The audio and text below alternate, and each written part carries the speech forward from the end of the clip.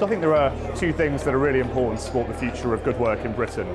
First is around technology. We're living through this huge wave of new devices and connected work that we're seeing in the UK at the moment. We really need to ensure that we're preparing for that. And right at the heart of that agenda has to be skills and training. So we need to make sure that not only kids coming through the education system at the moment are having the right sort of STEM skills, preparing them for different types of future work that we don't know jobs are going to exist yet, but also that we're retraining people who are currently in work, and that's really vital. The other thing I'd say, a really important condition for the future of work, is thinking about the economic growth across the country.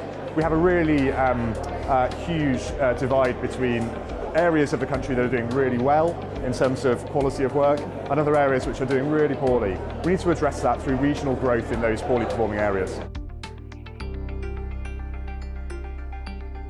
I think the UK could be a lot more ambitious in terms of its vision for the future of work. The UK's, in theory, in a great position.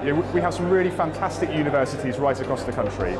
We could be right at the forefront of designing what those new jobs are going to be and how new technology is going to impact the future of work.